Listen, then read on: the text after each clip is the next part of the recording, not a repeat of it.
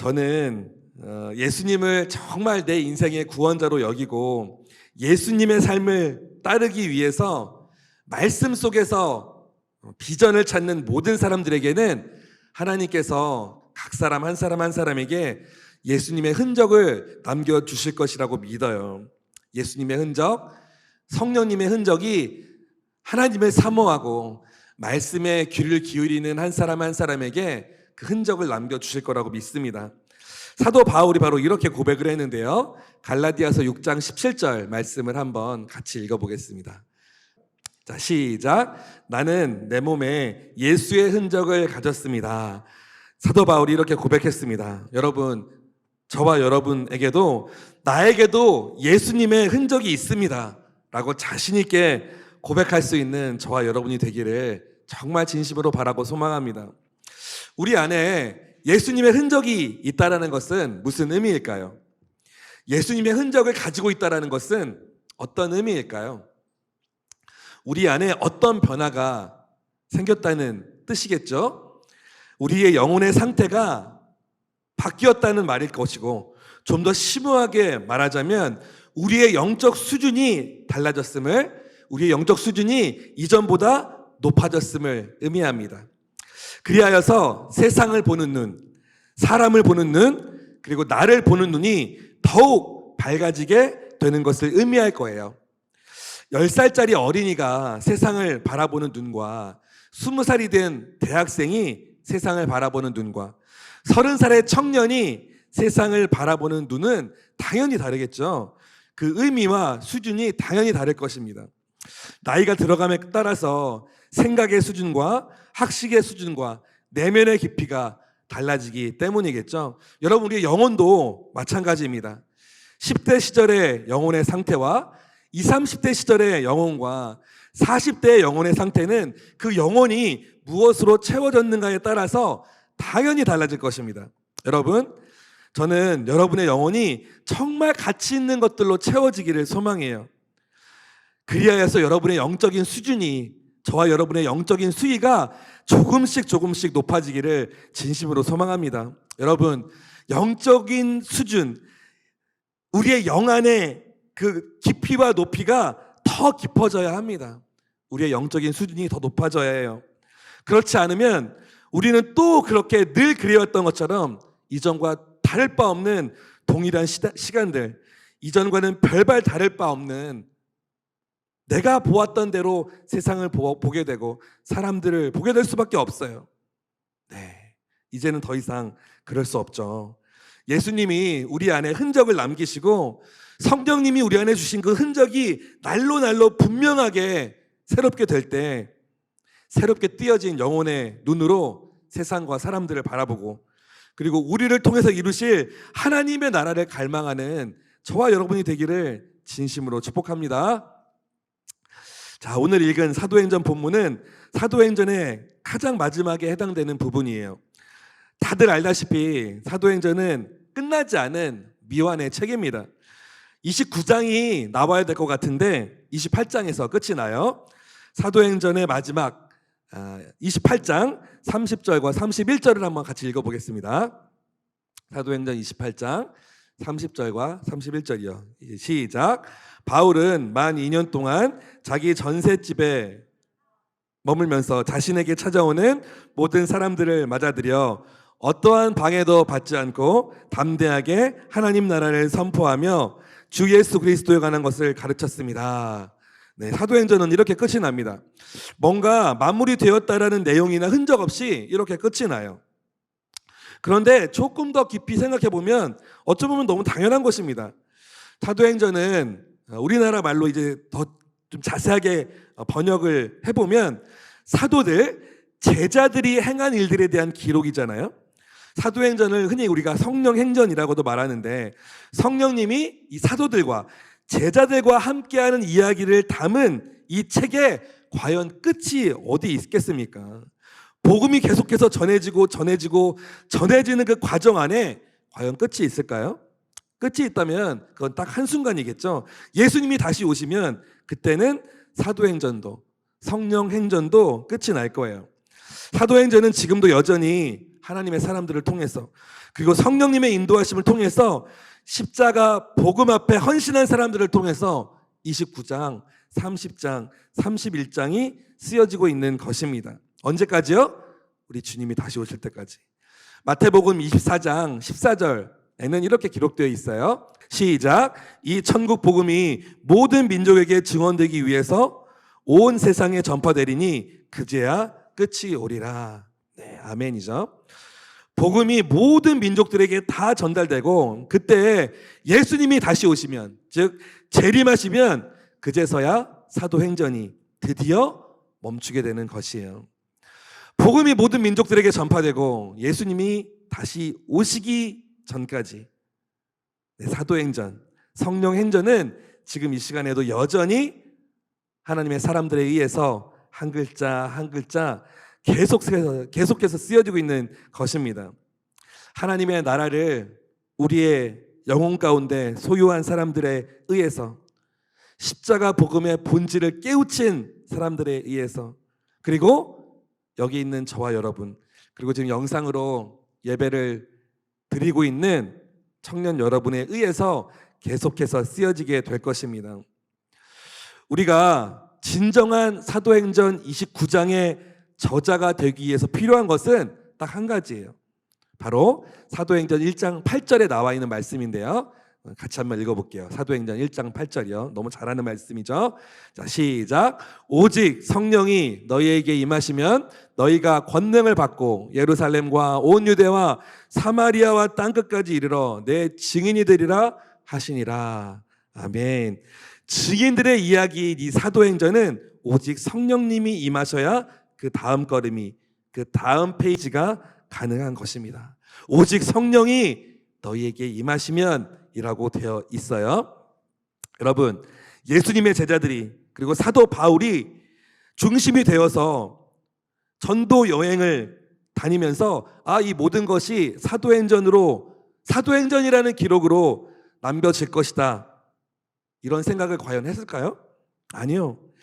제자들에게 임하신 성령님, 사도 바울에게 임하신 그 성령님의 인도하심에 따라서 한 걸음 한 걸음 순종의 걸음을 걷다 보니 어느덧 사도행전의 28장까지가 완성되었던 것입니다.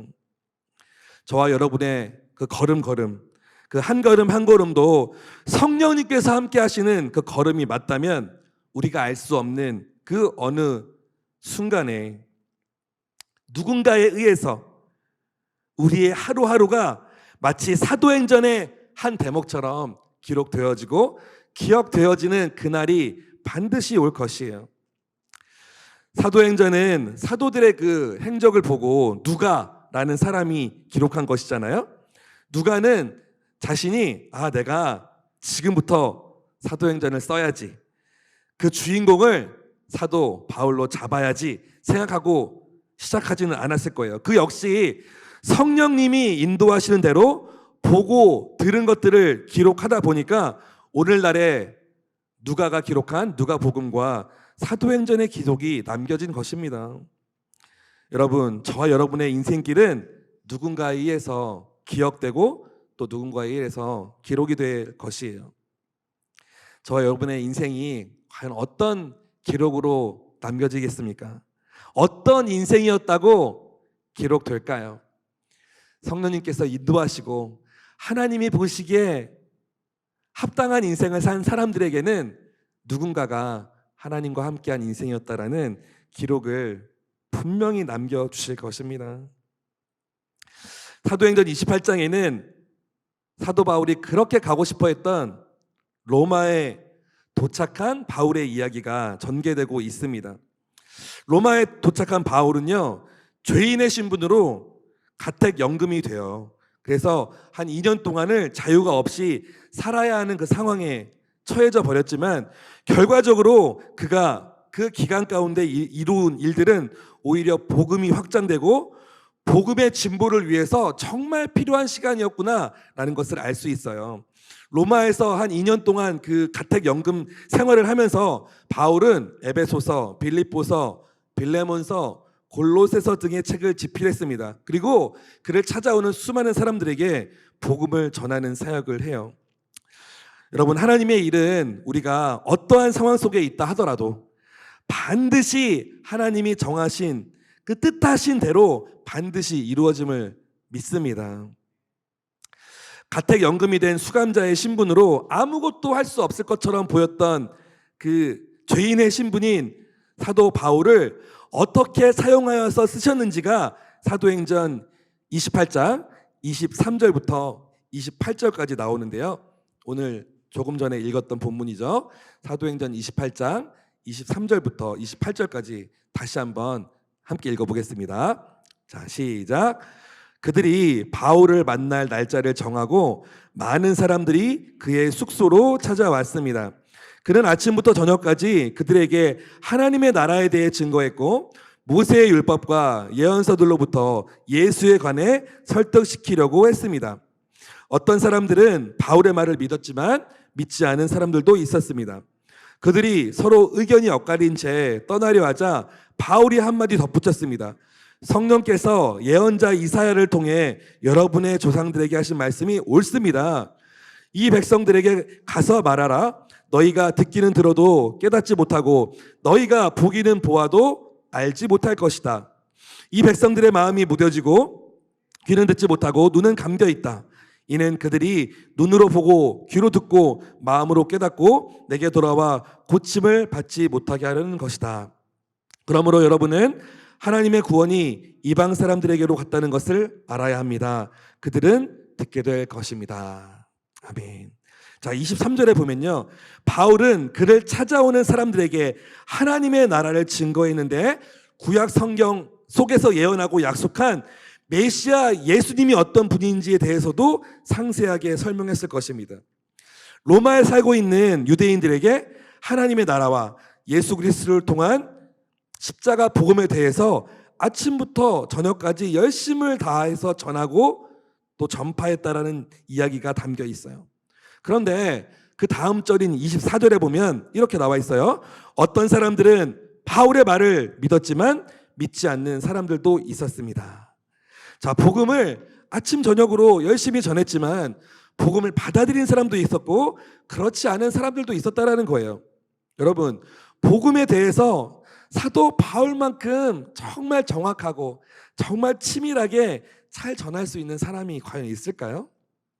그런데 사도 바울이 전하는 그 복음조차도 믿지 않는 사람들이 있었다라는 거예요. 저와 여러분 그 주변에 또는 가족들에게 복음을 전하려다가 하나님을 전하려다가 실망하신 분들이 아니면 낙심하신 분들이 있을 줄로 압니다. 하나님의 마음을 정말 진심을 다해서 전했는데 외면당하고 거절당했던 경험이 있을 거예요. 하지만 여러분 용기를 내시기를 바라요. 그들이 믿고 안 믿고는 우리의 몫이 아닙니다. 복음에 대해서는 따라올 사람이 없는 사도 바울의 전도에도 어떤 사람들은 눈 하나 깜짝하지 않았어요. 여러분, 우리는 복음을 먼저 들은 자로 그저 전할 뿐이고 그 이후의 일들은 성령님이 역사하시도록 기도하는 것뿐이에요. 하나님의 말씀은 예수 그리스도의 복음은 듣는 사람으로 하여금 구원에 이르게 하고 그의 영혼을 회복시키고 온전케 하는 능력이 있음을 믿습니다. 하지만 말씀을 듣고 반응하는 사람도 있지만 복음을 듣고 완전한 거듭남을 경험하는 사람도 있지만 믿지 않고 거부하는 사람도 있어요.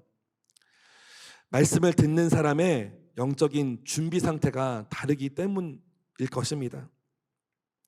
바울은 이사야서를 인용해서 말씀을 거부하는 사람들의 영적인 상태에 대해서 이렇게 말해요. 26절과 27절이에요. 제가 읽어볼게요.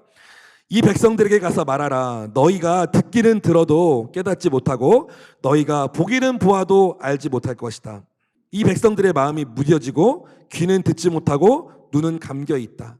이는 그들이 눈으로 보고 귀로 들으며 마음으로 깨닫고 내게 돌아와 고침을 받지 못하게 하려는 것이다. 말씀을 들어도 복음을 들어도 깨닫지 못하는 이유는 우리의 영혼이 우리의 마음이 둔하여졌기 때문입니다. 우리 영혼의 눈과 귀가 둔감해졌기 때문이에요. 마음이 단단하게 되어서 전혀 스며들지 않는 영적인 불감증에 빠져 있다라는 것입니다.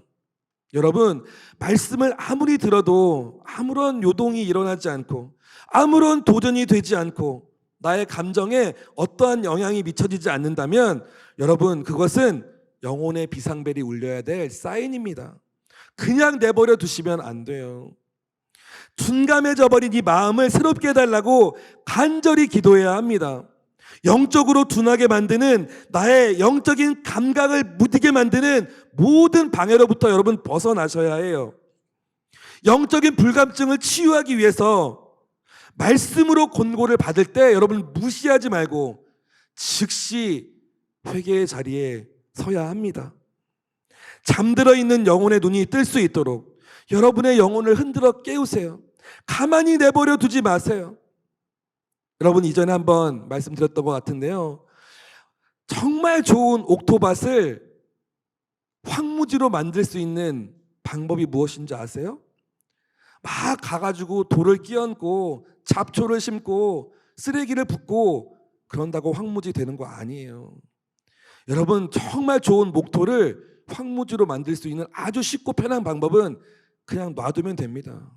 그냥 내버려 두면 돼요. 그냥 내버려 두면 어느 순간에 잡초가 생기고 돌들이 생기고 큰 돌이 박히고 그런 일들이 생기면서 정말 좋은 옥토가 황무지가 되는 거예요. 여러분, 우리 영혼도 마찬가지입니다.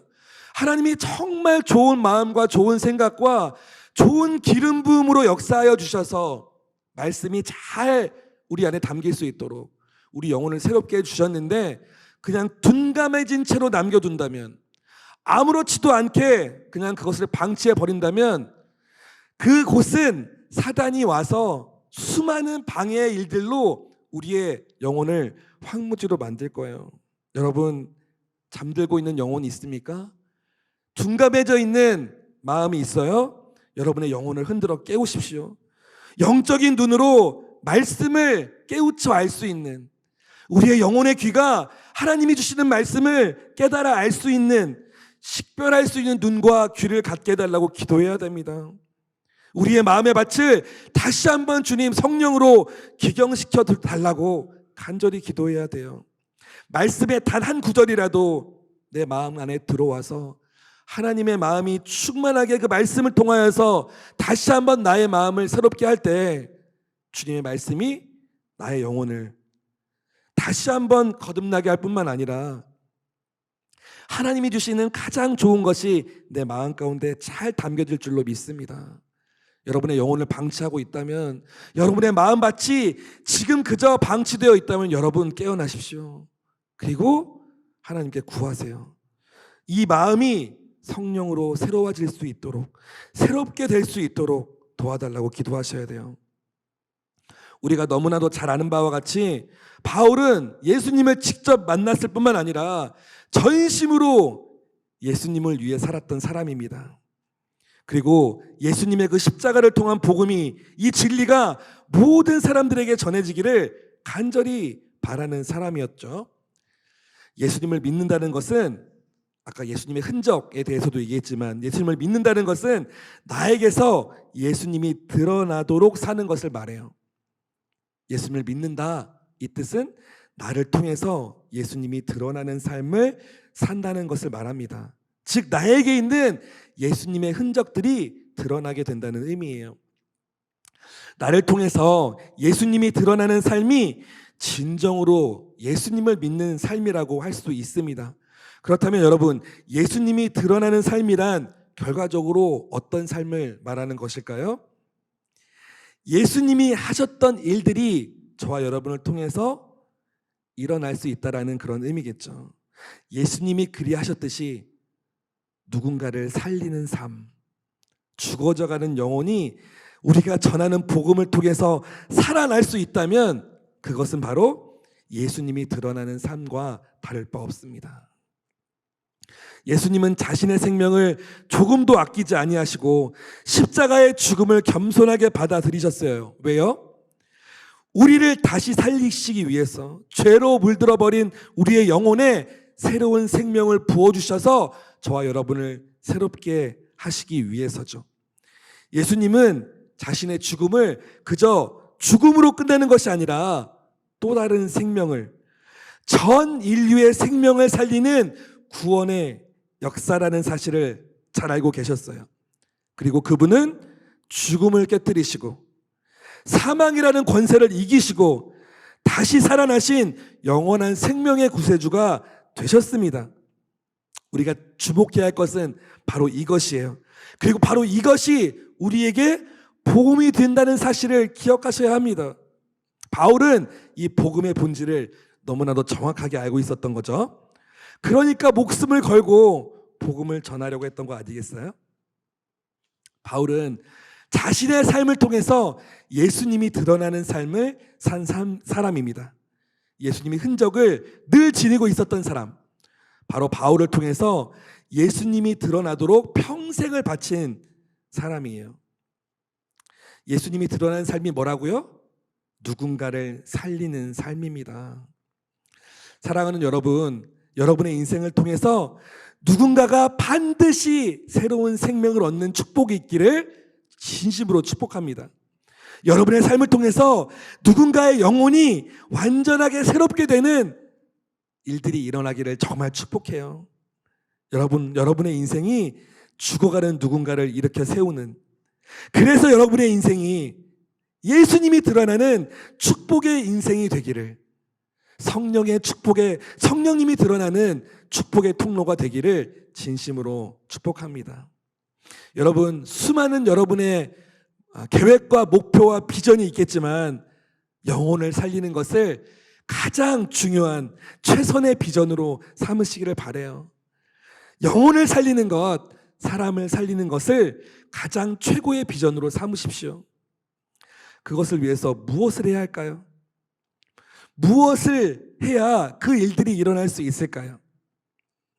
여러분이 하고자 하는 일이 사람을 살리는 일이라면 그 일은 반드시 예수님이 하신 일이기 때문에 예수님을 닮은 삶을 사는 것일 것이고, 그렇다면 하나님이 여러분이 그 일을 하는데 정말 적극적으로 그 일을 할 수 있도록 밀어주시지 않겠어요?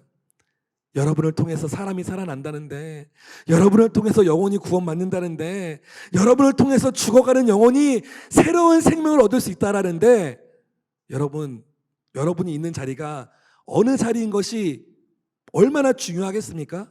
그리고 그 말은 정말 중요한 곳에 여러분 한 사람 한 사람을 하나님이 세워주시지 않겠어요? 여러분이 그것을 위해서 하나님, 내가 사람을 살리는 일을 하겠습니다, 영혼을 살리는 일을 하겠습니다라고 고백한 여러분을, 그것을 위해서 여러분이 어떤 자리를 원한다면, 그것을 위해서 여러분이 어떤 직업을 원한다면, 그것을 위해서 여러분이 어떤 사람을 만나기를 원한다면 하나님이 못하실 일이 있겠습니까? 안 하실 이유가 있겠어요? 여러분을 통해서 예수님의 삶이 드러난다는데, 여러분을 통해서 성령의 역사가 일어난다는데 하나님이 거기에 여러분을 보내지 아니하실 이유가 없습니다. 여러분, 정말 도전합니다. 하나님이 기뻐하시는 큰 꿈을 품고 그 비전을 구하시기를 바라요.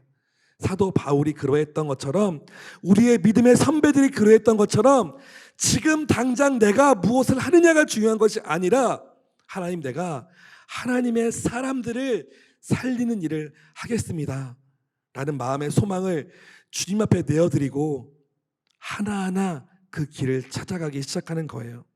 그것이 진정한 비전의 사람인 것입니다. 그런 의미에서 사도 바울은 정말 비전의 사람이었던 거죠. 하나님을 너무 깊이 있게 알아버려서, 예수님을 너무 분명하게 깨우쳐 버려서 이전의 삶으로는 살 수 없었던 거예요. 이전과는 동일한 인생을 살 수 없었던 거예요. 자꾸 이전의 자신의 모습으로 회귀하고자 하는 스스로의 내면과 싸워 이기며 어제의 나를 이겨가며 그렇게 하루하루를 값지게 살았던 것입니다. 제가 존경하는 목사님이 이렇게 말씀하시더라고요. 나에게 주어진 생명의 의미는, 우리에게 주어진 생명의 의미는 나를 통해서 드러나는 것이 아니라 다른 사람을 통해서 드러나는 것이다 너무 멋있는 말 아니에요? 우리에게 하나님이 주신 이 생명이 있는 이 의미는 우리를 통해서 드러나는 것이 아니라 우리를 만나는 다른 사람을 통해서 드러나는 것이다. 나의 비전이라고 생각해서 달려가고 있는 그 일이 그저 나의 소원을 성취하고 나의 문제를 해결하는 일로만 그친다면 그것은 하나님이 주신 비전이 아닐 수도 있어요. 하나님은 하나님의 사람들을 그냥 그렇게 낭비하지 않으십니다. 하나님의 마음과 하나님의 뜻을 품은 사람으로서 나의 야망, 나의 욕심, 나의 문제 해결과 나의 서원 성취만을 위해서 사는 사람이 아니라 사람을 살리는, 영혼을 살리는, 그리고 이 땅을 살게 하는 온 열방을 하나님의 나라로 만들기를 소망하는 그 소망을 갖고 있는 한 사람 한 사람을 통해서 하나님이 일하실 거예요. 여러분, 만약에 여러분 안에 이미 나 누군가를 살리는 삶을 살고 싶어, 그런 비전이 있는 사람이라면, 그것이 하나님이 주신 비전이 이미 확실하다면 그것은 누군가를 통해서 드러나게 될 것입니다. 어떠한 일들을 통해서 반드시 드러나게 될 것이에요. 하나님이 나를 통해서 한 영혼을 살리고 그 살려낸 그 영혼을 통해서 여러분이 하나님의 비전의 사람임이 드러날 것이에요. 여러분의 사역을 통해서, 여러분의 섬김을 통해서, 여러분의 직업을 통해서, 여러분과 관련된 관계를 통해서 그 일들이 일어날 것입니다. 저는 저와 여러분이 진정한 하나님의 비전을 소유한 사람이 되기를 진심으로 소망합니다.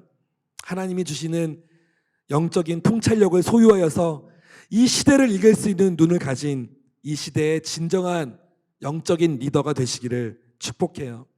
한 가지 더 덧붙이고 싶은 말은요, 하나님의 비전을 받아서 그것을 나의 비전으로 품고 하루하루를 살아가고 있는 사람들은 내일을 꿈꾸기 이전에 오늘을 잘 살아내야 합니다. 어제의 나보다 조금은 더 나은 오늘의 나의 모습으로요.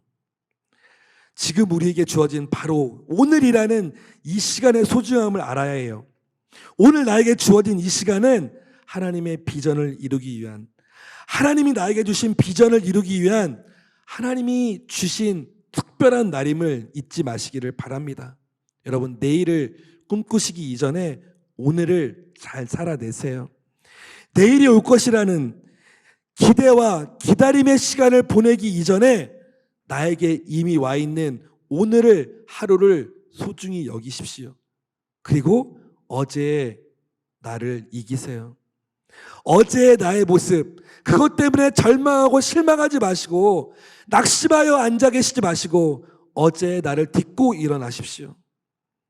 우리의 내일, 우리의 미래는 어제의 나를 이긴 오늘의 내가 살아내는 하루하루가 모여져서 우리의 미래가 만들어지는 것입니다.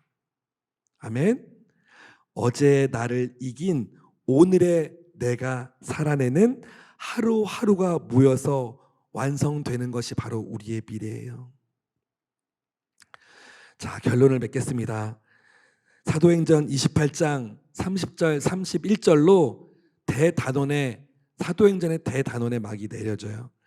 30절 31절 제가 한번 읽어볼게요.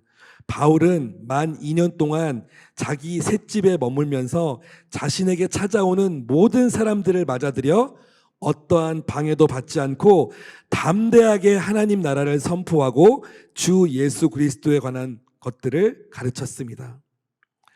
사도 바울은 2년 동안 자기 셋집에 머물면서 복음을 전했다고 해요. 로마의 아주 작은 셋방에서 시작된 작은 몸부림. 사도 바울이 막 여기저기를 막 찾아다니면서 복음을 전한 것도 아니고 가택연금이 된 수감자의 신분으로 그를 찾아오는 사람에게만 겨우 복음을 전할 수 있었던 그 일들이 어떤 결과를 만들어내는지는 세계사 시간에 우리가 이미 배워서 알 것입니다. 우리가 세계사 시간에 배웠지만 로마의 콘스탄티누스 황제가 기독교를 로마의 국교로 공인하기 시작하면서 기독교가 온 세상 곳곳에 전해지게 된 것을 우리가 알고 있잖아요. 지금과 같이 온 열방 가운데 기독교가 전해진 그 시작은 바울의 그 작은 새방에서 시작되었음을 잊지 마시기를 바라요. 지금 우리가 이곳에서 예수 그리스도의 복음을 듣고 나누고 전하기 위해서 모이게 된 것도 로마로부터 그 작은 새방에서부터 시작된 사도 바울의 아주 작은 몸부림처럼 보이지만 순간순간 성실한 최선으로 인해서 완성된 것임을 기억하시길 바랍니다. 위대한 기독교 복음의 진보, 위대한 복음의 확장은 그 누구도 알아주지 않았던, 그 누구도 기대하지 않았던 로마의 작은 새방에서 시작되었다는 거예요. 경기도 구리시 토평동 진성프라자 3층 본당, 이 새방, 누구도 알아주지 않는 이 구리시에 있는 이 작은 공간, 이 새방에서 여러분과 제가 하나님의 이름을 부르며 예배하고 있는 별 볼 일 없을 것 같은 이 볼품없는 공간에서 여러분, 바울의 역사가 동일하게 우리로부터 시작되지 않을 것이라고 누가 단언할 수 있겠습니까? 저는 이곳에서 예배드리는 저와 여러분, 이 다일 공동체 예배를 통해서 이 땅과 열방에 새롭게 시작될 예배의 부흥이 우리를 통해서 시작될 것이라고 저는 믿습니다. 아멘이세요? 네. 저와 여러분, 그 한 사람 한 사람의 작은 몸짓을 통해서, 저와 여러분의 순간순간의 성실한 최선을 통해서, 성령 하나님이 순간순간 어제의 나를 이기게 하시는 그 승리의 순간들을 통해서 이 복음이 한 걸음씩 더 진보되어 나가고, 이 복음이 확장되어서 한 영혼을 살리고 한 민족을 살리고 한 나라를 살리는 사도 바울과 같이 그 놀라운 일들이 저와 여러분에게도 이루어질 것이라고 믿습니다. 하나님이 새 역사를 이루실 때 하나님의 일하심을 소망하는 그 간절한 마음을 가진 한 사람 한 사람을 통해서 이루어 주실 것이에요. 작은 새방에서 시작된 사도 바울의 열망과 복음의 열정이 그 큰 제국 로마를 바꿨다라는 것이에요. 그리고 로마로부터 시작된 그 기독교의 그 바람이 온 열방을 변화시켰다라는 것입니다. 여러분, 스스로를 절대 과소평가하지 마십시오. 절대 여러분 스스로를 여러분의 판단 기준으로 평가절하하지 마세요. 과거의 여러분의 모습으로 스스로를 정의하지 마십시오. 하나님이 정의하시기 전까지 절대 여러분의 과거의 어떠함으로 자신의 미래의 모습을 정하지 마시기를 바랍니다. 사도행전의 마지막 절인 28장 31절에는 어떠한 방해도 받지 않고 담대하게 하나님의 나라를 선포했다라고 되어 있죠. 이 어떠한 방해도 받지 않고 담대하게 하나님의 나라를 선포하고 주 예수 그리스도에 관한 것을 가르쳤습니다 라고 한국어 성경에는 가르쳤습니다 라는 서술어로 마무리가 되지만 원어 성경에는요, 이 단어로 사도행전이 끝나요. 아콜로투스라는 이 단어로 사도행전이 마무리됩니다. 이 아콜로투스라는 이 단어는 어떠한 방해도 받지 않는다라는 뜻이에요. 우리는 어법상, 국어 문법상 서술어로 마무리되었죠. 가르쳤습니다. 그런데 원어 사도행전의 마지막은 이 바로 아콜로투스라는 단어로 마무리돼요. 어떠한 방해도 받지 않고. 여러분, 하나님께 붙들림 바 된 사람은 그 상황과 환경이 어떠하든지 어떠한 방해도 받지 않는 인생을 살게 될 줄로 믿습니다. 정말 아무도 나를 방해하지 않고 내 안에, 내 앞에 어떠한 장애물도 없기 때문에 어떠한 방해도 받지 않았다라는 말이 아닐 것이에요. 이 말은 조금 더 자세하게 해석해 보면 더 정확하게는 그 모든 방해에도 불구하고 라고 해석할 수 있어요. 그 모든 방해에도 불구하고 담대하게 하나님의 나라를 선포하고 예수 그리스도에 관한 것을 가르쳤습니다 라고 이해하시면 됩니다. 사도 바울의 인생에 어떠한 방해도 없었습니까? 사도 바울의 인생은 고난 그 자체였어요. 복음 때문에. 그 복음을 포기하지 않았기 때문에 그 모든 험한 방해들을 다 감당해야만 했습니다. 그런데 사도행전의 마지막 단어는 아콜로투스로 마감이 돼요. 어떠한 방해도 받지 않았대요. 내면의 상태를 말하는 것이겠죠? 자신의 외부의 환경은 수많은 고난과 방해와 공격의 연속이었지만 나의 내면은 어떠한 방해도 받지 않고 나의 영혼은 어떠한 방해도 받지 않고 진리가 주는 자유함으로 기쁨이 넘쳐 복음을 전할 수 있었다라는 고백인 거예요. 여러분, 복음이 주는 기쁨, 진리가 너희를 자유케 하리라라는 그 자유를 경험해 보셨습니까?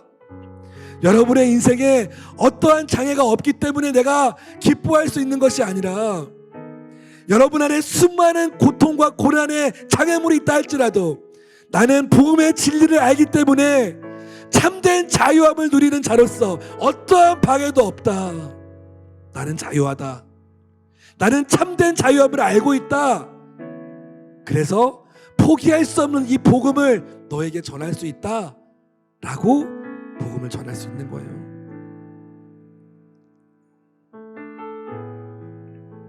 사도 바울의 인생의 마지막 한마디, 아콜로투스.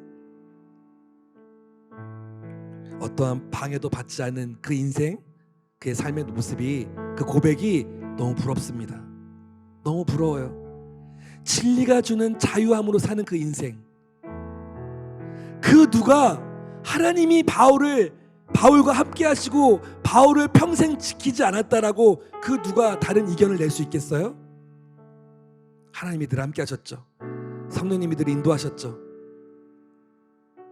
겉으로 보기에는 공격도 있었고 거절도 있었고 아픔도 있었고 몸에 질병도 있었지만 스스로 자신 있고 담대하게 아콜로투스라고 고백합니다. 여러분의 인생 어떠십니까? 여러분이 지금 힘든 이유가 뭐예요? 여러분이 지금 고민하고 고통 속에 있는 이유가 뭡니까? 나의 주변에 나의 앞길을 막고 있는 방해들 때문이에요? 나의 발목을 붙잡고 있는 어떤 회방 때문입니까? 아니요, 여러분. 나의 외부에서 작동하고 있는 모든 것들은 나의 영혼 가운데서 살아 움직이는 나의 영혼의 고백을 이겨내지 못합니다. 사도 바울처럼. 여러분에게 동일한 고백이 일어날 수 있기를 진심으로 소망해요. 복음의 진리를 깨우친 자, 어제의 나를 이겨나가는 하루하루를 살아가는 자, 순간순간의 성실한 최선으로 한 걸음 한 걸음 주님과 동행하는 자, 여러분의 매일매일의 일기의 끝자락에